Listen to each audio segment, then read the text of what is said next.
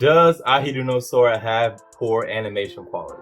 What's up, y'all? It's your man, That Dude, bringing you guys another video. I'm giving out subscriptions down below. Go hit that button. I'd appreciate it. So the very first video I did about Ahiru no Sora was basically me talking about I wasn't hearing a lot of buzz about the show and asking why no one was talking about Ahiru no Sora. In weeks later, I got a comment on that video, and the comment was basically said that no one talks about Ahiru no Sora because the animation quality is really bad in the games.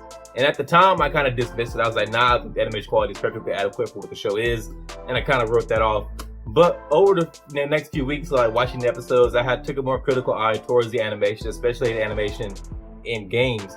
And I gotta admit, the animation quality for Ahiru no Sora is not great. It is, I still think it's adequately conveys what's going on in the court, but it is by no means fluid animation. It's by no means pretty to watch, and it is more so like a slideshow than it is actually animated, like playing a basketball. The show tends to take a real static approach to conveying what's going on the court, and I think that's obviously due to budget constraints. So the fluid animation costs a lot of money, and especially when you're in a sports anime, when you have so many moving parts, like in a sport of basketball, you have 10 players on the court, and you have the ball, and everybody's moving independently, doing their own thing.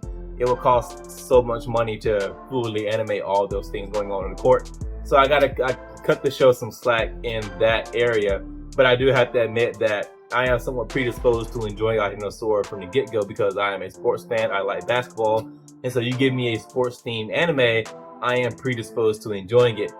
But the animation quality for Ahiru no Sora is not great by any means. The character design is also kind of bland. There's nothing about the character design that stands out or is super impressive, and none of that. It's just, which I don't mind because Japan being the homogenous country that it is, I think it's perfectly reasonable that not all your characters are going to stand out and have some kind of great character design.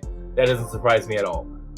But so the animation quality, not great. I still think it adequately conveys what's going on the court, but I also don't like, sometimes you never get a fully framed shot of what's going on. So if somebody's taking a jump shot, you don't get the full frame of them taking a jump shot or the full view of them taking a jump shot. You get you get to see it in aspect. So you might see from the feet to the waist and then get ready to jump, and you might see this their torso of them in the air, and then you might see the arms and the ball before the ball leaves their hand and goes to the net. But you never get to see the full act of them raising up and taking a jump. So, or somebody's dribbling, you don't see their whole body move. When you dribble, your whole body's moving. It's not just like this. You see this in the show where it's just everything's static, and then it's just the hand and the ball, hand and the ball. Well, no, that's not how life works. Life's a lot more fluid, but it costs money to animate, acts that fluidly. So I cut the show some slack in that area. It's not the best animation quality, but I still enjoy the show, and I think others do too.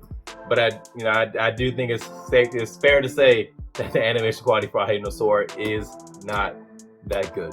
Thanks for watching, guys. If you enjoyed this video, hit that thumbs up. If you didn't, let me know why in the comments, and if you aren't so inclined, subscribe. I'd appreciate it. See you guys in the next one.